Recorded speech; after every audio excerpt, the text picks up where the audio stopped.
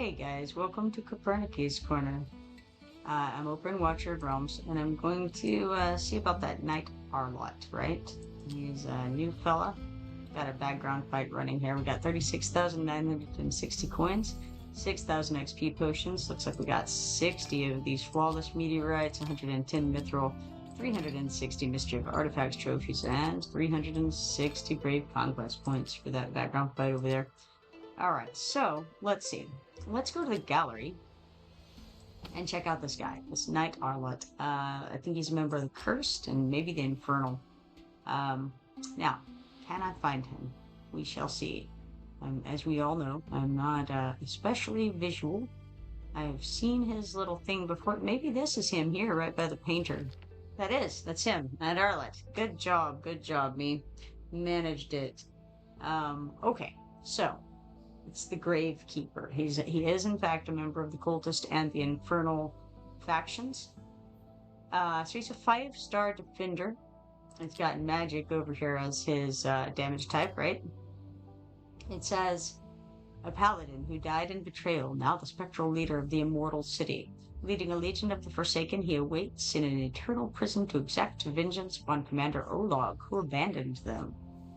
Alright, his talent here is, when deployed, creates Soulbound Purgatory, which reduces movement speed of enemies in range by 25% around the hero. Inflicts Condemnation. When other enemies within Soulbound Purgatory take damage, the enemy with Condemnation also takes damage equal to 15% of that damage, up to 500% of the hero's max HP, and that's undispellable. Cannot coexist with Chain of Fate. We don't know what Chain of Fate is, but hey, there we go. Okay, so he deals this condemnation to the enemy with the highest max HP within Soulbound Purgatory, which is the thing he cast here, right? How far around is Soulbound Purgatory? Not really sure. It says enemies in range. If we're assuming that that range is the one displayed on this, then it looks like he's one to either side, and then one ahead of him in all of those three, plus one that's 2 ahead of him as well. 1 space 2 ahead of him. So, if that's the range, that's pretty neat. Let's see here. The hero continuously inflicts burning on enemies within Soulbound Purgatory. So burning deals 20% continuous magic damage per second. Burning effects from different sources can coexist. So that kind of goes along with some of the other guys that I've got. Pretty cool. All right. Well, he also has... this is his regular magic attack, but he also has Cage of Rancor, which is his ultimate. When activated, increases the range of Soulbound Purgatory and block by 1. Based on the number of enemies inflicted with burning in range, inflicts an equal amount of burning on the target with Condemnation, up to 5 stacks. Then pulls up to 5 ground enemies in range, dealing 300% AoE damage and inflicting stun. If they're stunned, this one lasts for 3 seconds. Within 10 seconds of its duration, gains Unyielding for 5 seconds upon taking fatal damage for the first time. Unyielding says that he will not die from taking damage, so that's pretty cool. Looks like that lasts for 10 seconds. Then we have Forsaken Vows. Every 20 seconds, the next basic attack deals 150% AoE damage to up to 5 enemies and inflicts stun. When its remaining cooldown is more than 5 seconds, each time the hero restores hit HP, reduces the cooldown by 1 second. And then he has Nether Flame Curse, which lasts for 5 seconds, or occurs every 5 seconds rather. Every 5 seconds deals 100% damage to up to 8 enemies within Soulbound Purgatory and restores 2% max HP to the hero for every 1 enemy hit. It sounds like he'd be pretty decent in the AoE stuff, right? The restoration amount increases by 10% for every 1 stack of burning on enemies within Soulbound Purgatory, up to a maximum of an increase of 100%.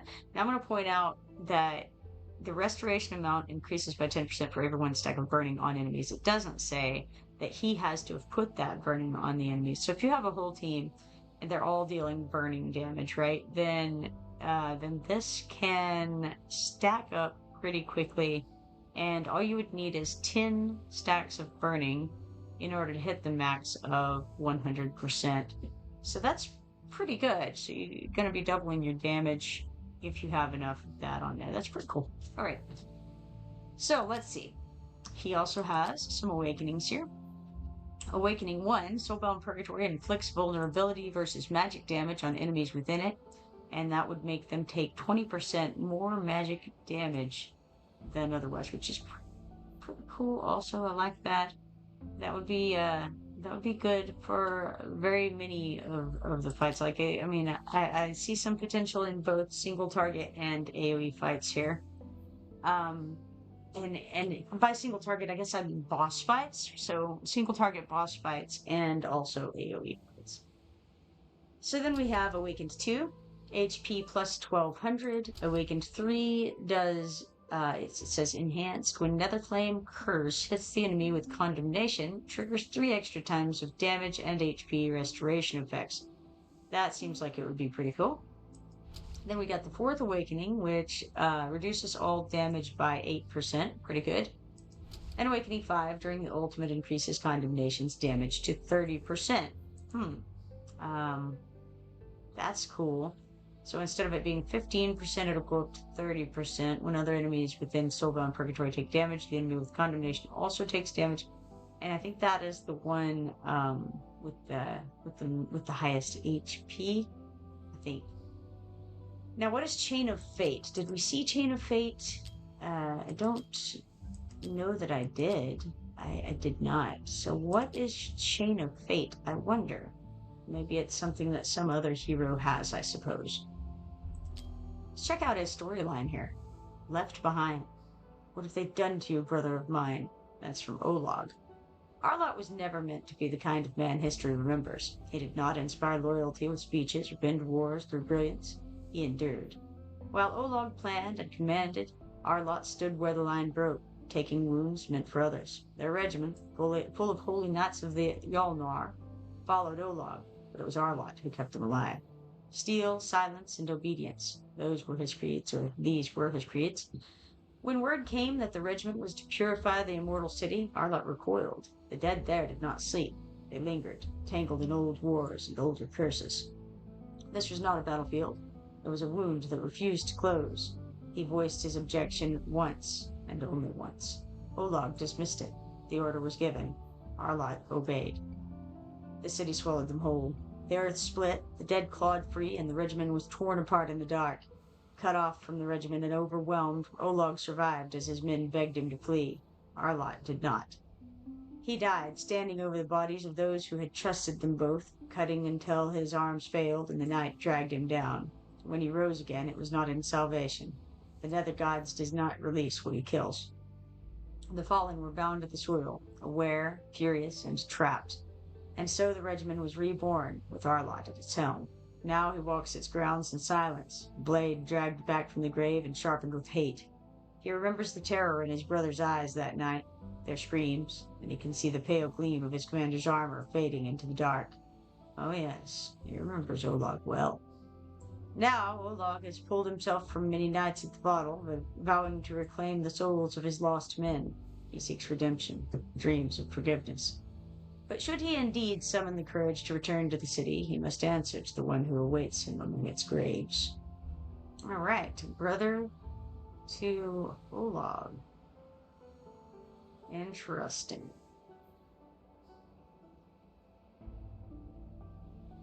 All right, very cool. What is this, I wonder? Ah, okay, so this is the ratings thing. Of course, he's not rated yet. He's a new character, right? All right. So now we know all about this new fellow here. And so, that's Knight Arlott. Let's go see if we can have any luck pulling him in a moment. I think I'll go ahead and go to the summon window here. And we'll see if we can get him. I've got 27 rare summoning crystals at the moment. It might be enough, because I know that it's been a little while since I got a gold. So, now what I'm seeing is that there's an ad break in 50 seconds. So I'll go ahead and pull one right now, maybe a couple. And then when that starts, I will, I'll hop off and go check on something else and then come back. So there we have Q, the 3-star marksman. A cunning goblin archer whose poisoned arrows bounce from foe to foe. Beware his traps. We'll summon again real quick. And this time we got Rex, the 3-star defender from the Watcher faction. Unyieldingly loyal to the commander, Rex uses sword and shield to stun enemies and deal AoE damage. He is one of the very first people, perhaps the first person, that you get on your team in this game. So, cool. He's very useful for quite a little while there at the beginning. We also have some diamonds to claim over here from this little, I don't know what exactly you call it, the little rewards window over here. So we got 15 diamonds from that. Now, looks like perhaps the ad is over. Alright, in that case, let's go ahead and summon some more.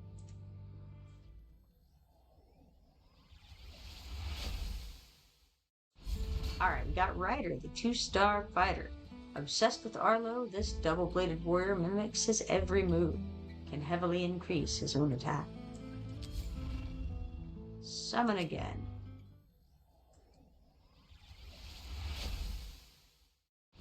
And here's Rogers, the 2-star defender. Stalwart and loyal, Rogers can bolster his own defenses to become a human wall.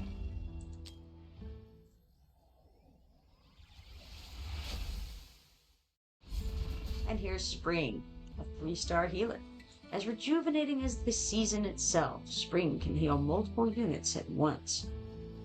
Alright, Spring is Autumn's, very similar to Autumn. I like to think of her as Autumn's sister. I don't know if she is or not. Actually, you know what? Let's go find out. Spring. I don't know if we can see them or not. I've never actually gone to the gallery and tried to look for that. We're going to interrupt this program and go check that out real quick. Okay, let's come over here. Because I'm always thinking that they've got to be like sisters or something. Spring and Autumn just makes too much sense, right? Alright, so where would it be, I wonder? What, I mean, there's no faction. What if I just do all? Okay, if we do all, and then we go down... Oh yes, they're definitely showing up. I wonder what faction it shows. Like, what would they appear under? Okay, they're definitely here. So maybe unknown? No, unknown is it's not no good whatsoever. If I click on the watch guard, then I don't see the greens and the grays, because they're not members technically of those things. So I guess I just have to do it like this. Let's go like this. Here's defenders, here's marksmen, and then there's mages, so it's got to be right here. Okay, healers it is. And here we have, I think this one is Spring? Yes, okay. Let's see her story real quick. The jungle tribe worships birds and psychically. They make contracts with birds, and the birds choose psychics for the tribes. These psychics can communicate with birds and call them to aid in a fight. The tribes, meanwhile, are responsible for protecting all birds and promise never to hunt or kill them. Both parties are mutually beneficial and live in peace. Spring is such a psychic chosen by the owls and is revered as the virgin of the forest. Okay, that didn't tell us anything about her. Let's try Autumn and see if it mentions anything. Alright, one with the woods. Tree elves, like Autumn, are at one with nature, seeing the birds as their siblings, the plants as their parents, and the earth as their destiny. The twin of the renowned tree elf psychic Spring, there we go. Autumn is a tree elf druid also gifted with psychic abilities, speaking telekinetically with the great tree mother, the ruler of the maternity jungle, as well as with the birds of the Holy Land. She reverses the mysterious owl lord Dillion in particular. Reveres, rather, not reverses. Reverses is entirely different than reveres. And while Autumn can communicate with all animals and has spent millennia learning their names and stories, she has a particularly close bond with the owls and is seen as their protector as much as they are hers. Well, that's good, because her sister Spring was also chosen by the owls. It can't be a coincidence, right? Alright, raised in the forest alongside Spring, Autumn is sworn to protect the realm. Yet she does not do this with the end of a blade or arrow. Instead, she chooses to feel the vibrations of the plants around her, able to detect where there is trouble in the forest so that she can provide her healing. After speaking with the animals of the land and learning their secrets, she has a vast knowledge of the powers of the plants to make powerful salves, tonics, and magic to protect the jungle realm. Passing her knowledge on to all she trusts, Autumn roams the jungle guided by owls, camouflaged and moving silently, making sure none threaten the holy and ancient magic of her siblings in the forest. Fiercely loyal and logical, for Autumn, the forest is herself as all life is herself, meaning it is only natural to heal the jungle so she too can heal herself, for maybe one day she shall be reborn as a mighty oak or an owl perched in its bough. Hmm. That was a very interesting sentence. All right. Yet Autumn's adventures through the jungle have also revealed great power, most particularly over the fire that could devastate her land. She must understand this so as to resist it and never let her homeland be destroyed. And while she respects the destruction of fire, she adores the creation of the jungle. While she may seem peculiar to outsiders, particularly other elves who worship the stars she never sees, to Autumn it is they who are peculiar. Maybe she is right. Oh, it was interesting. I find it especially odd that while Spring's write-up is exceedingly short, Autumn's is quite long, and Autumn's mentions them being siblings, but Spring's makes no such mention. It is a very interesting situation. Okay, let's go do some more summons now. See if we can pull old Knight Arlott, brother to Olog, perhaps. Alright, here we have Rumnose, the 2-star defender. This cheeky goblin can't stay out of the drink. When healthy, he's mighty hard to take down. We have 20 summoning crystals left after this one. Here's Preeter, the 2-star defender. Wielding his great mace, Preeter defends the weak while in constant search of his lost love. We'll summon again here. And we've got Skulf, the 3-star fighter. With a galvanizing roar, Skulf boots allies and lays enemies low, able to regenerate health when low.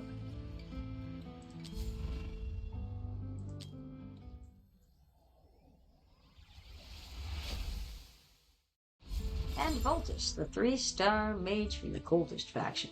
Voltus, assigned to protect the commander, possesses electrical powers of mysterious origin. Beware his devastating storm. Now he is also one of our first guys. He starts out in that gem shape that you see there, but over time he becomes a dude. And it's like, I think it's as you promote him, he starts to get a face and hands and such.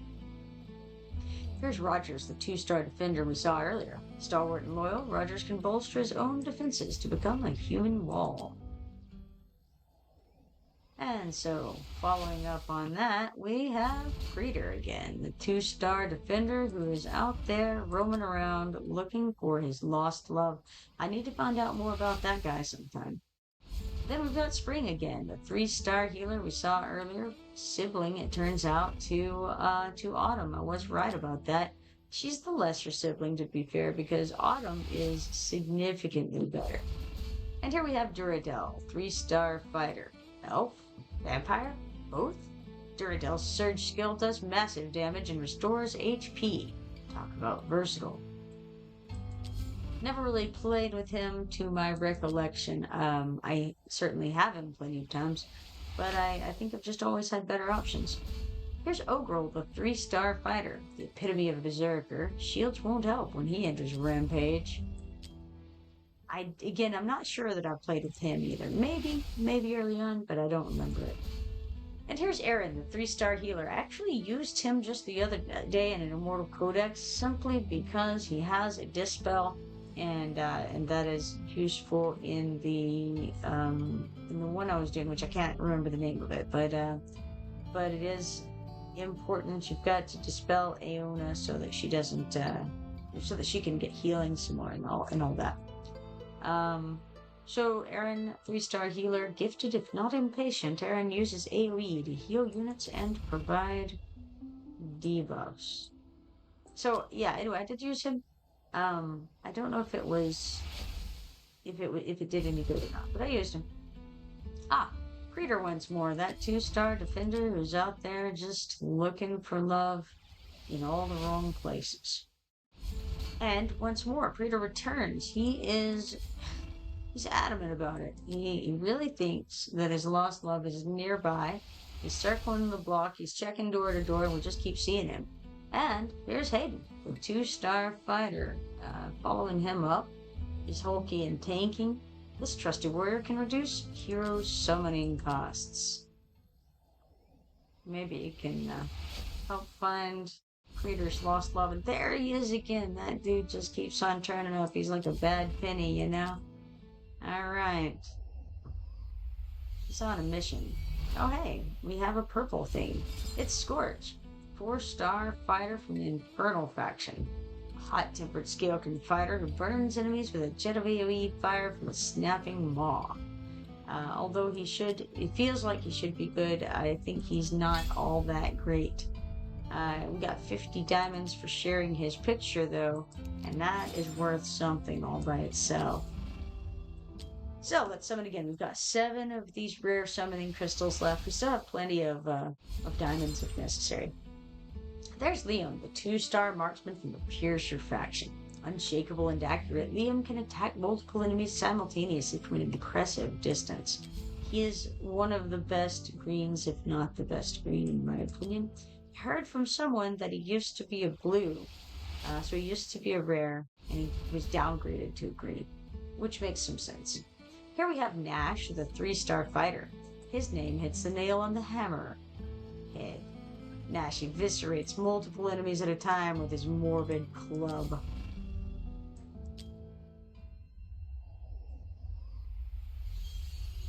Alright, and now another purple. Gluttony, the 4-star fighter from the Nightmare faction. With each kill, Gluttony's hulking might grows. His powerful attacks inflict stun.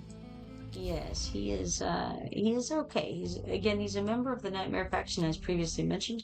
And that's good for me because I have Arrogance, who is also a member of the Nightmare faction and gets a little bit of a boost from playing with others of his type. Here's Langland, the 2-star hero who is a healer. Langland is as devout as can be. His healing magic dispels negative effects, keeping allies in the fight. I had forgotten that Langland has a dispel. That's interesting. I need to keep that in mind. Yeah, alright, next, let's see what we have here. Summon again. And this time, we have Camille, the 3-star healer from the Watcher faction. Camille is ever the sore sight for sore eyes. Nope, she's the sight for sore eyes, alright. Channeling the power of the Holy Light, she'll patch you up in no time. She is the first healer that you get in this game. And she's a pretty decent healer for a long time, you know. I didn't get a really good healer until I got Dao Chan. I can't remember which healer I was using. I know I had Autumn and Camille were the primary ones I was using before I got Dao Chan. I don't recall. I may have gotten Hollow slightly before her, but it may have been after. I don't remember. Here we have Ryder, the 2-star fighter who's obsessed with Arlo, and he goes around mimicking Arlo's every move for reasons unknown. Oh look, we got the thing. I actually looked and saw that the water or whatever it is running from those obelisks was a different shade of blue. Yeah, it lit up. So this is Aylin, or perhaps it's Island. I'm going to call her Aylin for now. She's a 5-star healer from the Infernal faction. From a moonbeam she fell. Aylin channels lunar power to embolden allies, her abilities stacking over time. So, Aylin is not what we were looking for. Oddly, she's neither one of the banner people, but that's alright. We can accept this for the moment, without a great deal of sadness in our hearts or in our minds. Okay, so do I want to do any more? I could come over here, and I could use these 4 special divine summoning crystals that I have. And you know what? I may as well, right? I know there's going to be another thing coming up here pretty soon that I might want to pull on, but maybe we get it. We'll see. All right, let's go ahead and try for Knight Arlott here and see what happens. Give it a go, right? I don't know when I last got a fancy person here, or if I did. We got Scorch again, a 4-star fighter from the Infernal faction.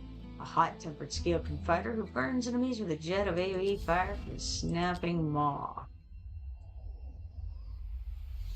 So we got that guy. Then we got another purple here. It's Estrid, 4-star fighter from the Northern faction. Chiseled like granite, this muscle-clad beauty has a chance for a double strike with each basic axe attack. Alright. And we're going to follow that up with Soleil, the 4-star mage from the Watcher and Infernal factions. As Nero's daughter, Soleil has mastered the art of fire magic. Her attacks may bounce to multiple enemies. Alright, Soleil it is. And then, what next? This time we have I, 4-star mage from the Esotericist and the Northern factions. Full of endless intrigue, I plants magical seeds of frost capable of exploding at the feet of her enemies.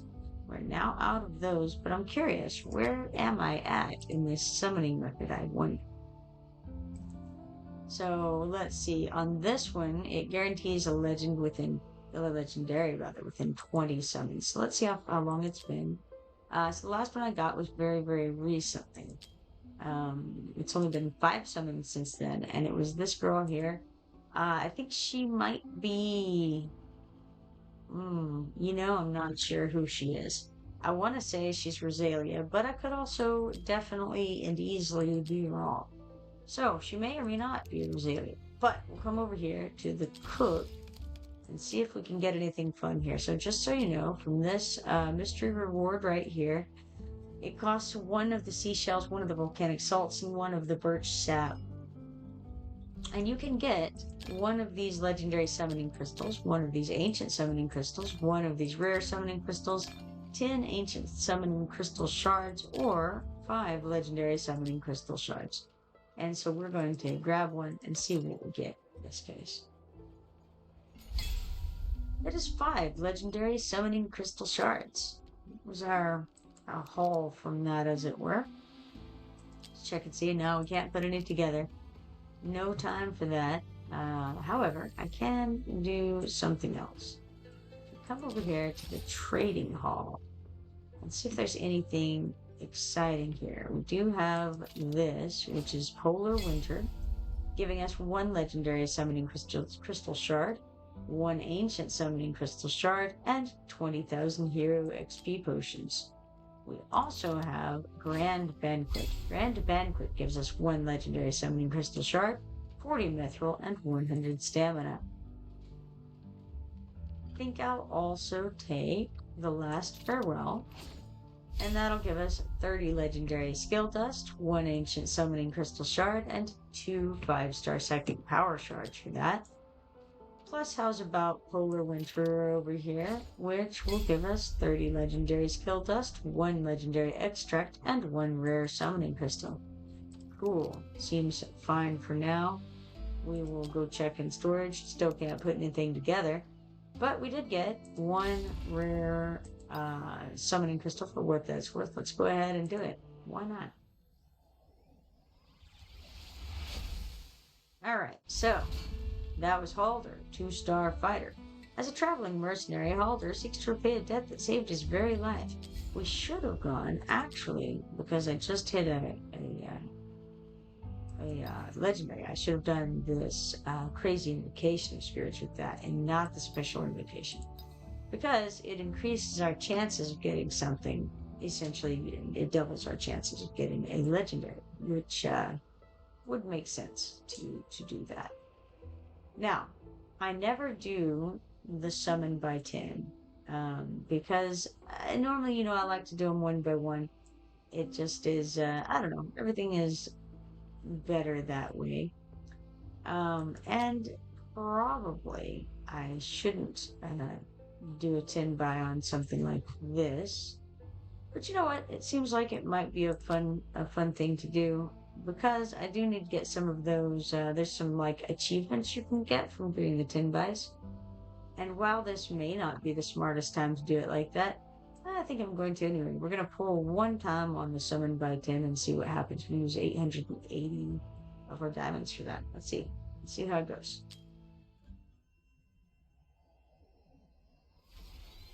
All right. So, and turned all of the colors for us.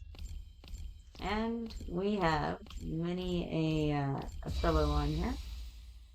So, we did get a fancy schmancy girl here. It is Micah, the 5-star marksman from the Infernal faction. It says, born from fire, this jungle guardian's blazing eyes burn with the ferocity of vengeance. She will unleash the blazing plume to incinerate all her enemies. Well, I know nothing whatsoever about Micah except what we've read right here. Seems interesting. Let's go ahead and click continue. And now we've got that girl. Other than her, we have Narvi, Creeter, Voltus, Borut, Hayden, Skull, Liam, Barclay, and Halder. Well, that is interesting. Looks like out of the 10 pull, 5 of them were rares, and 1 of them was legendary. We got 4 greens, so that's cool. All right, that was not a bad pull at all. All right, let's confirm this. We've got some of the backup storage. We've got these summon rewards here, 3 rare summoning crystals. Cool. All right, well, I'll take it, you know. All right, let's hop out of there. And then, I think I'm going to go ahead over to Borut, see if he has anything fun. He doesn't currently, so I'm going to do some free refreshes on him. I've got 3 of those. Here's 1. And then here's 2. And here's 3. Did not get anything fun there. See if we've got any dailies to knock out real quick. We can claim this because we did 1 summon, giving us 2 golden cogs and 2 4-star psychic power shards. For the weekly, we can claim this, perform 10 summons. That gives us 1 rare summoning crystal, and then we can claim this box at the top, giving us 1 more rare summoning crystal and 3 ancient summoning crystal shards. So that's fun. Check here. No, still can't put anything together, so that's no good. What other things we have going on here? Brave Conquest, we've got a huge stamina potion to claim. Spiritual Altar, that's for summoning guys, which we've gotten quite a ways into. Looks like we have 100 diamonds, 300 legendary skill dusts, 100 epic skill dusts, 4 4-star psychic powers, 3 epic skill crystals, and 150,000 gold over there. Not too shabby. Looks like we have the Tales of the Smith running at the moment, so if we enhance some gear, we can move along in that. We also have Brave Conquest running. That's earning points for looting gear pieces from and meteorites from gear raid and on-site material raids. The Lucky Roulette is the thing that we use those cogs for that we can't keep getting. So we can spin this and see what we get here. Starting off, we've got 5 diamonds. Next spin gives us 20,000 gold. Now you'll notice this little chest over here to the right also. If you hit, you get 25, then you get to open that up. So we got 2 5-star psychic power shards for that. 30 more stamina, which I should have honestly probably gotten some Oracle Trials running while I did this. We got 30 stamina there. I think I will pause and go and start those, as we're going to fill up on stamina otherwise. And then, you know, I like to always have it kind of gaining in the background as much as possible. Seems to make the most sense to me to do that. So we'll have those running so we can run low and gain more as time goes by. Alright, back to events, back to Lucky Roulette, and get some more of these spins out of here. Alright. So we got 20,000 hero XP points for that, or potions, not points. 20,000 more. Nice. I need to level up a bunch of guys, so that seems all fine and well. We got 3 auto fight attempts that time. Followed by 1 ancient summoning crystal shard. Those are always fun to get, you know. Got another one. And yet another one. How cool. Racking those up. Actually, you know, I like all of the stuff pretty much that's available on this. So, 2 5-star psychic power shards. So they can't really give me anything that I'm going to be particularly sad about, right? Got 20,000 hero XP potions. Another of those ancient summoning crystal shards. Another one. How crazy. I don't know how many that is now, but it's definitely adding up. Got 2 more of the 5-star psychic power shards. 20,000 gold. That can be used for the Tales of the Smith enhancing stuff. Got 5 diamonds. It doesn't go very far, 20,000, but it certainly does add up over time. We got 3 auto fight attempts that time. 1 more ancient summoning crystal shard. And another one. I think we've gotten a decent number of those. 20,000 hero XP potions. I don't know which of these things I would prefer to get, honestly. We got 5 diamonds there. Kind of like, you know, some of them I would want less. We got 30 stamina. But I don't know that I would be particularly, like, again, any of them would be fine. Got 2 5-star psychic power shards for that. Cool. We got 1 more spin. And then I'll be out of cogs for the moment. That gives us 2 mythic extract shards. Okay, we also have this box over here. It's lit up because we have done 25 spins. So that gives us 1,000 gold and 1 rare summoning crystal. Not too shabby altogether. Okay. Also have spiritual altar running. That's for summoning things, as I mentioned earlier. The event sign-in is just a thing that, you know, every day you can pick another thing from this list. And it looks like we've gotten through day 4 at the moment. There's also Zombie Invasion to be played, and the Immortal Codex. Immortal Codex is what I was mentioning before. So the Wasteland Titan I've done. The Hellfire Emperor I haven't done. I don't know if I need to do the whole... Okay, so it looks like I have done this before because I'm on this final guy. I don't know which... It says the Hellfire Emperor summons monsters, compelling them to move toward him. These monsters gradually lose HP, and upon their demise, they deal damage to the Hellfire Emperor while restoring HP to the nearest hero. It is imperative for heroes to prevent the absorption of these monsters by the Hellfire Emperor, for it boosts his attack. The Hellfire Emperor periodically deals damage to all of his enemies. Boss Rush enhancement. Heroes' HP will continuously regenerate. That's interesting. I'm sure that I've done this before because, you know, it's indicating that I don't recognize it. You know what? I think this is one that I did very early on, and you just put down a bunch of defenders, and then I was so early in the game at the time that I think I basically just had to put all of my defenders and fighters down, and was just overwhelmed instantly. It was absolutely terrible. I didn't have anything to do about it.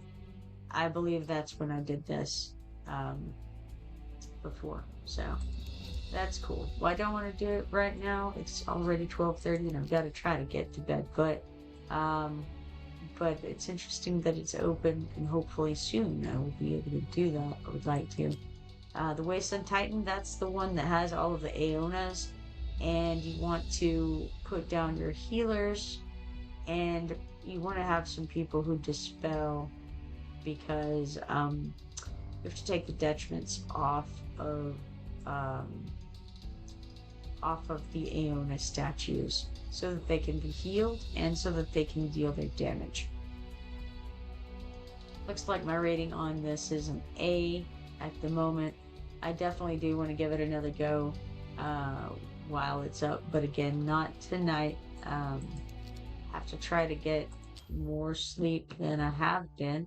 So we will skip on that. Let's go ahead and hop into the zombie invasion. We're just going to do a real quick run through of it.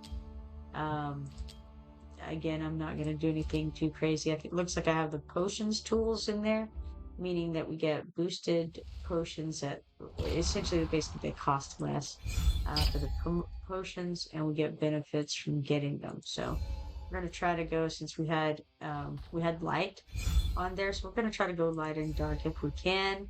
We don't have as many refreshes because of the fact that we are going with the potions as the tools.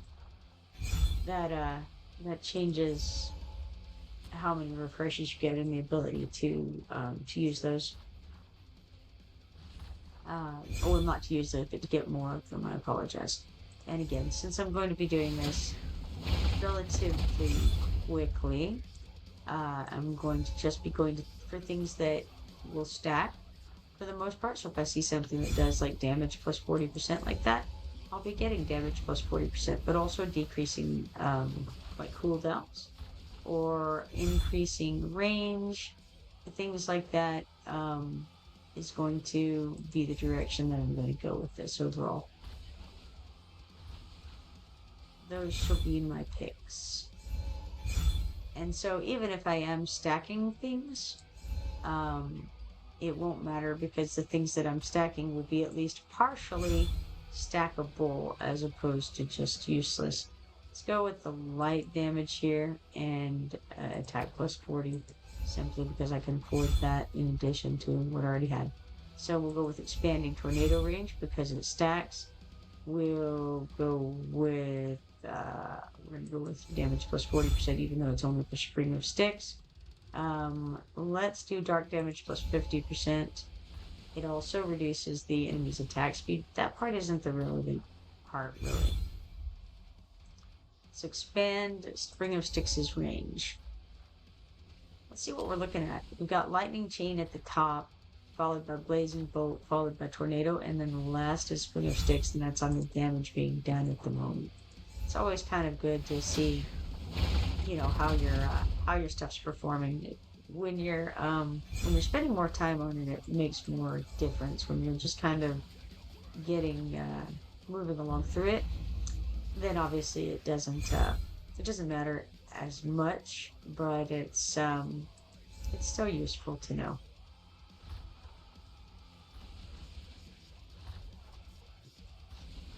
In the upper left hand corner, if you haven't done this before, it shows your mastery points. And this is a good one here. Each light mastery increases dark damage. Each dark damage increases light damage. Or dark mastery increases light damage. When you're going light and dark, you can get those, and it's very helpful. Out of these, I'd rather have the extra skill choice. And I would typically, yes, and in this case as well, I would typically rather have overall damage plus 20% than any individual thing being added to.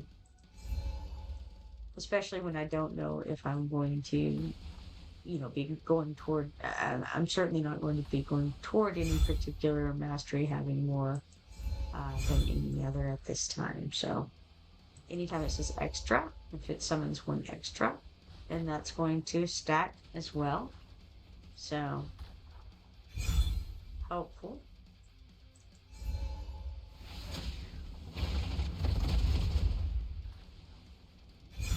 Now, normally, whenever I do it in a, you know, less concentrated manner,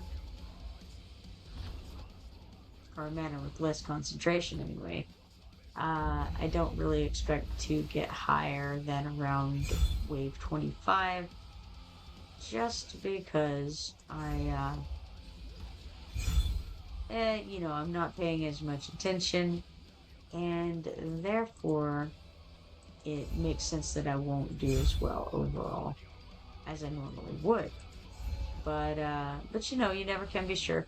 But I do expect to get between wave 20 to 25 typically. I have gotten as low as 18. Um, maybe lower. I don't remember getting lower, but there's a possibility I may have. Uh, but uh, but normally it's not below 60, and normally it's somewhere between 20 and 25.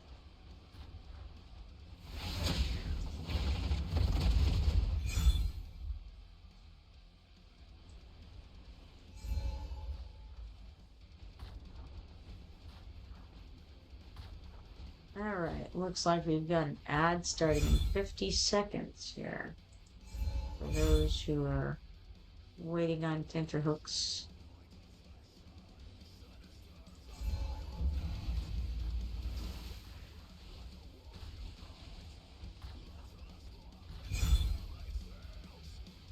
All right, so the Fallen Phoenix is very good. The AoE Meteorite guys are also very good. We have 650 left, so let's just get both of these. Single target damage and that refreshes the screen. Let's go ahead with, let's do, I can't do the ones I would prefer. So let's do attack speed plus 20.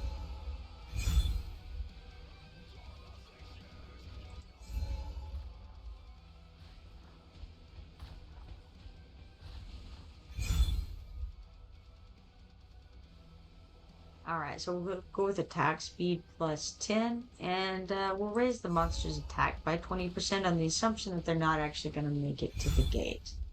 Seems like a fair assumption. Decrease in Spring of Sticks cooldown by a second or so.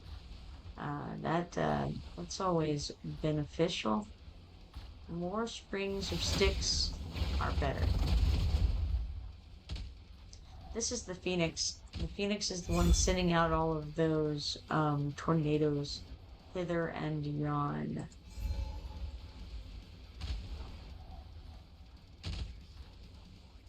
And then we've also, looks like we've got the meteorites going off. So all of the things all of the time.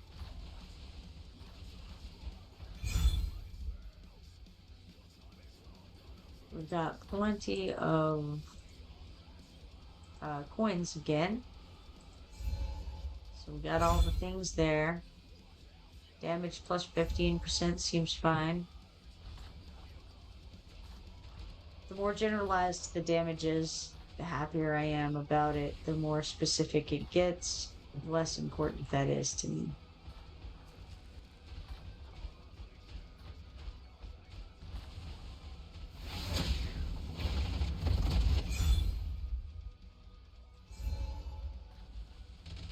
Currently on wave 22 for those who are keeping track.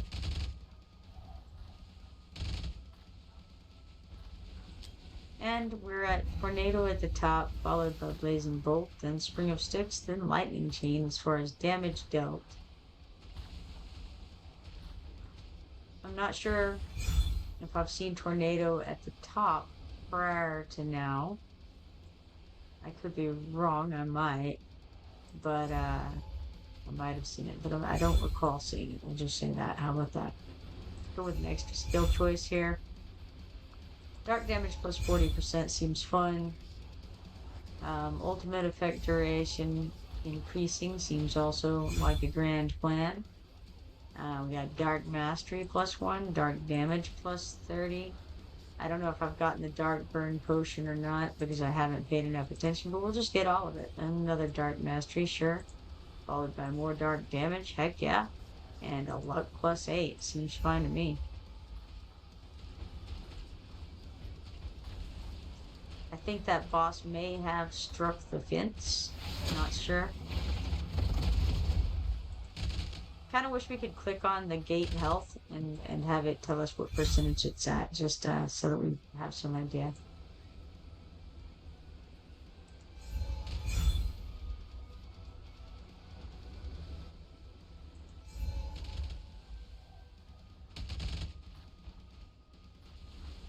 Up to wave 27 at the moment.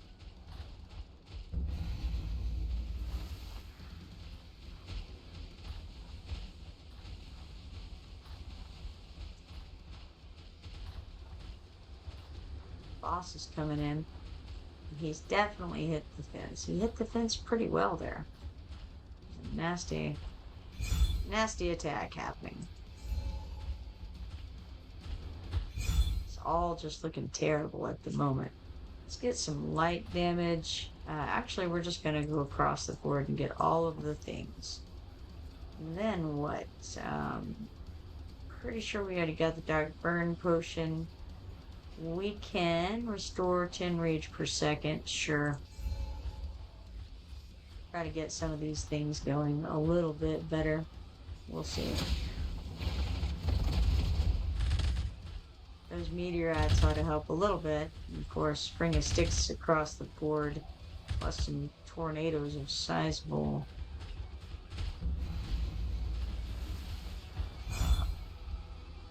size.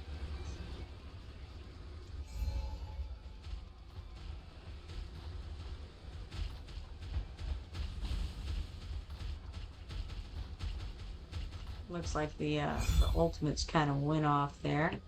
Let's get another extra skill choice going on here. How about it? I don't love any of this stuff. This is, I guess light damage plus 30 is the direction we could go for stacking ability. None of it is looking grand. Probably not going to make it too much longer unless something changes drastically. Alright, we can get all of these things. I don't really want to get all of these things, but it'll refresh it and give us an opportunity to get a little bit more if we do. So let's do it. We can get that ultimate AoE potion, that ought to help. We can get crit rate plus 10, AoE damage plus 30, and attack plus 60, and then we go on. See what we're looking at right here. We got a crit rate of 15%, crit damage of 150%. It's not that crit rate is not phenomenal. Okay, near the end we have this blessing. When obtaining any high quality potion, additionally gain 5% light damage increase. I don't know that that's as useful right now as it could have been a little earlier. We can put a little bit of damage reduction on. Sure. Let's go.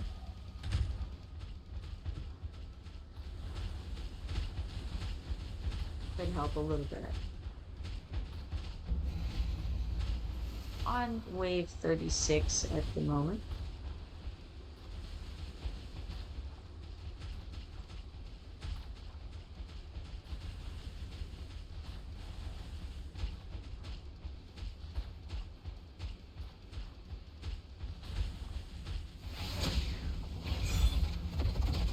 Let's go with the damage plus 40% situation we got there. Alright, we've got a little bit of gold to burn here, so let's just take all of these things. Now we got a refreshed page. We got a dark burn potion large. I think we're going to start out with the light damage. I'm not really sure. We may already have the dark burn potion. I'm not certain. I know we have a medium of something like it, but let's go ahead and grab it now and then get crit. See, the thing with getting the crit damage is we just don't really have the crit rate for it, like 15%. Pretty lame, honestly. Could skip it. Let's go ahead and grab it. A little extra damage is a little extra damage, right? Occasional extra damage, you know. We pushed back the horde a little bit. I'm not sure if it's sufficient, but here in a moment, these ultimates will have ended, and then we'll be having to just go it like this. This is not phenomenal at this stage, so I'm going to refresh this. We are not going to get a whole lot of refreshes due to the choice of tools that we have, but hey, you know what? I'll take it when I've got it.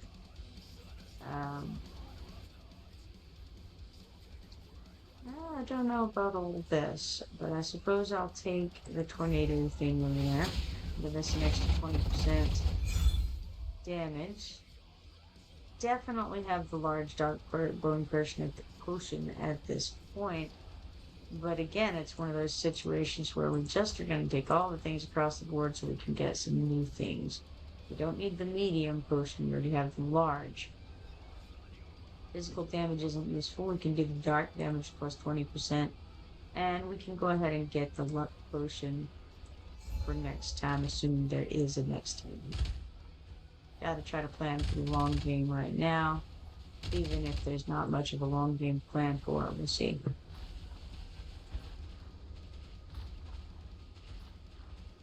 Doing halfway decent, so there's a possibility that there's a little more to this. We'll see.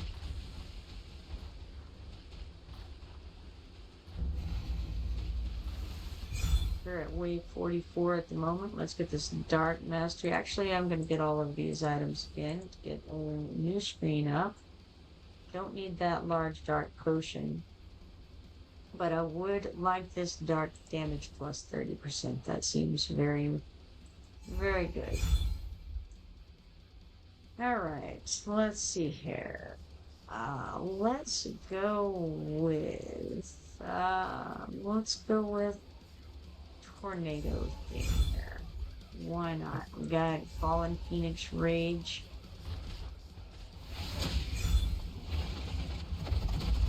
Alright, we're gonna go with damage plus 20% over there on the left.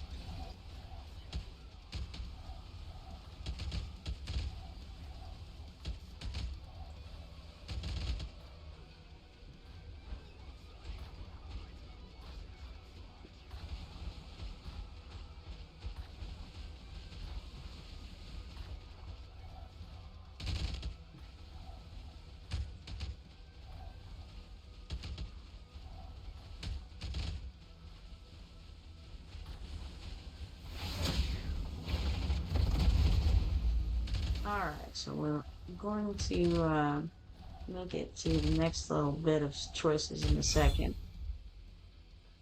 Alright, again, I would still rather have the damage plus 20% across the board than the lightning chain specific damage, especially with lightning chain being at the low end of the damage that we're doing. We definitely want the dark damage plus 20%, and I think we're going to go ahead and do common monsters attack plus 20%, hoping that the common monsters don't make it to the gate. The boss monsters definitely making it. Okay, we got 2018, so we're just going to get all of these potions. We already have the dark burn potion large. Let's get the tornado potion here. And then the luck potion.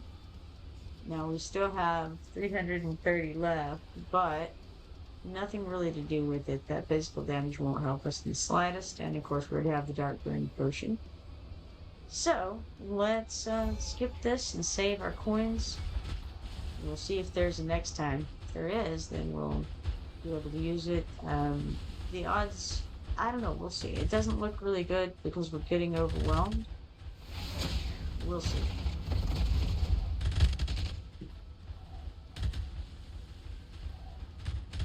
I think we're gonna make it to that 4,800 that we need for the next skill choice at the very least. It's looking promising in that regard.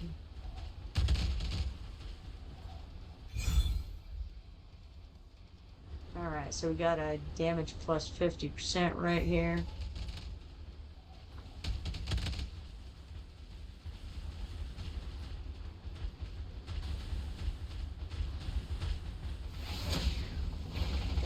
Getting the defense beaten up on a little bit, but it's actually not all that bad.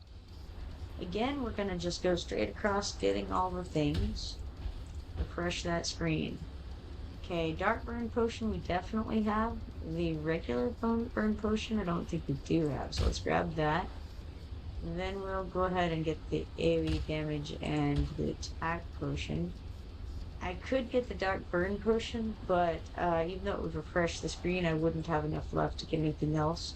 So there's no sense in it because I already have it, so let's skip this. It's not looking really well for us out here. On wave 55 out of 200 at the moment. The enemy is coming in pretty hot and heavy at the moment. So they're definitely doing some damage, and that's with all the spring of sticks and everything going full force. Let's go ahead and get the dark damage plus 20%, even though that's going to increase the monster's movement speed, and it may mean the end of us. It's bound to happen in one or another. The gate is definitely going down hard. But that's alright. We're on wave 58 at the moment. For those keeping track.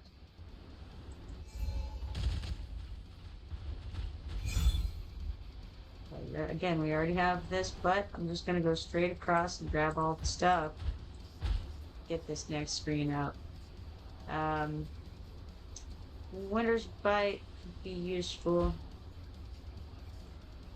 540 left. Is it worthwhile really to get any of that, or to do a refresh?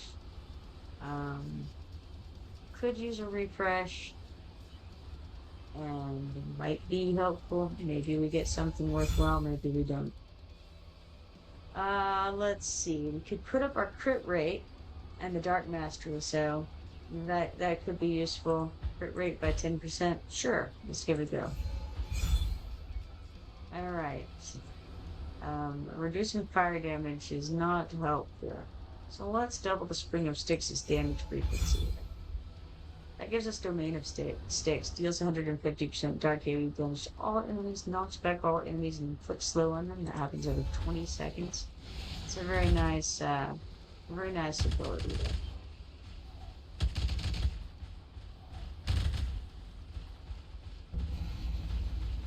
You know, maybe not nice enough, but hey, we made it to wave 60 at the very least, and we actually got to knock them back a little more with that, so that's not too bad. Unfortunately, it looks like I don't have any way to heal the gate yet. I normally am not real big on the healing of the gate, because I find that traditionally when you start getting things piling up on your gate, it's already pretty well over anyway at that point, so that's typically the way to do it. That's cool.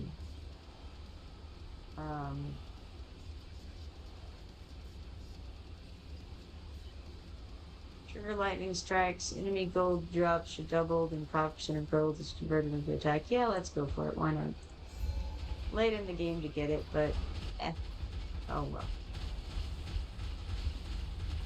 Don't think it matters too much one way or another.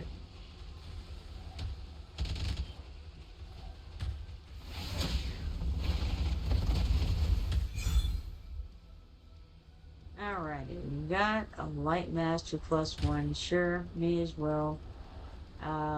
We can get attack speed +30 and rage 15 per second, sure. Go for it. We're pretty well at the end at this point. We're gonna get the dark damage +20%. Current wave is 64.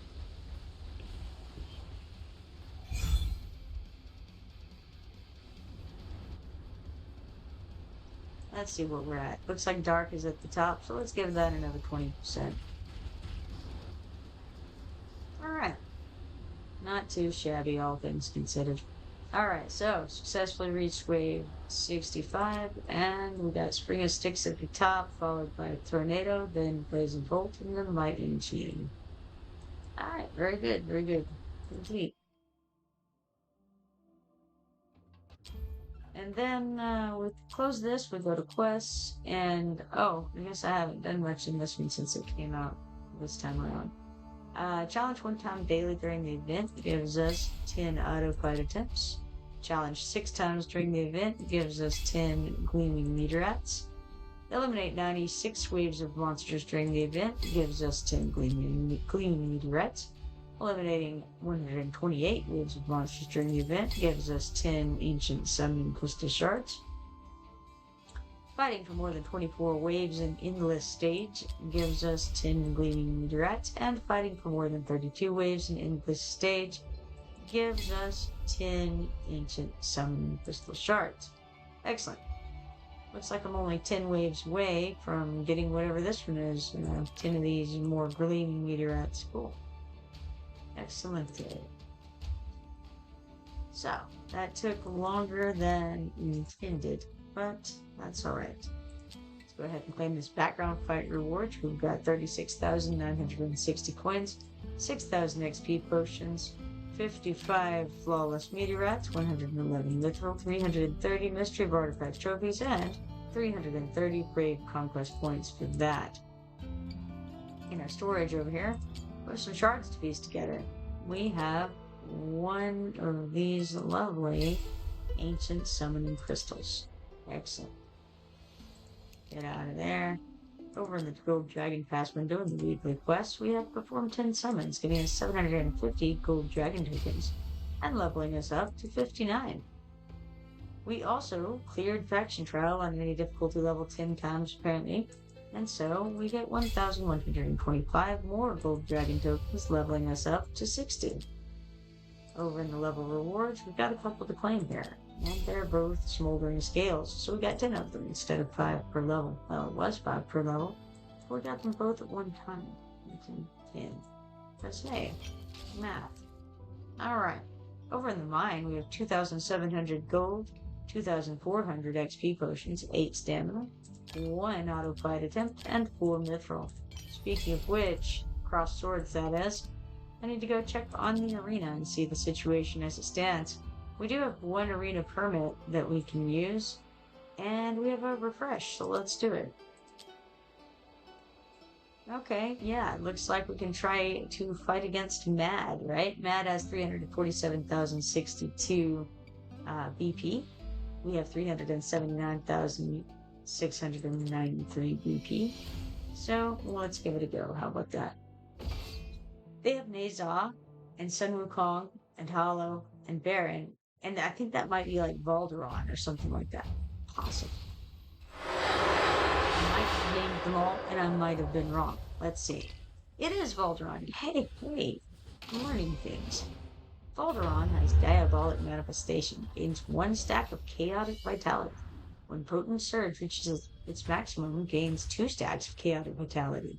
Inflicts vulnerability versus physical damage on nearby enemies continuously during the effect duration. Very nice. They also stuck out Baron. Baron has Evil Armor. Casts a shield that can absorb damage equal to 100% of max hit points for 10 seconds. When the shield disappears or gets broken, deals AoE damage 1 time. They also have out Hollow. Hollow has Light of Bliss. When triggered, increases the hero's healing multiplier by 45% for 20 seconds, and the hero can heal 1 more target.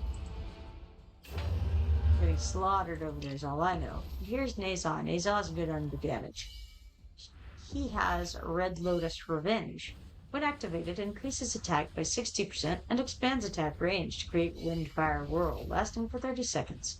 When the ultimate ends, deals up 300% AoE damage to up to 10 enemy targets in range, based on the number of weapon switches performed during the ultimate. And then they've thrown Sun Wukong here at the bottom. He has Splitting Hairs. Deals 100% damage 18 times to 1 enemy and inflicts a stun.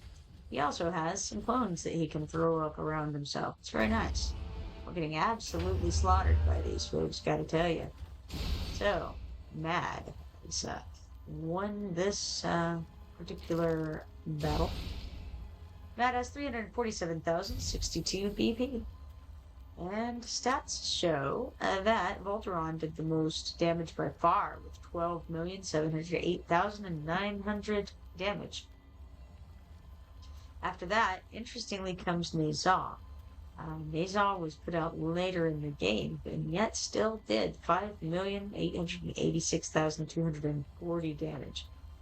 Following up on that was Xena with 5,214,940, then Etran at 4,702,060, then Arrogance at 3,139,920. Very, very interesting. All right, we got 3 arena coins for that.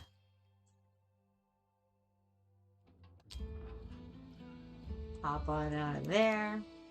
All right. I think I'm going to check on Balut real quick. Yes, all is well and good. I don't want any of those things.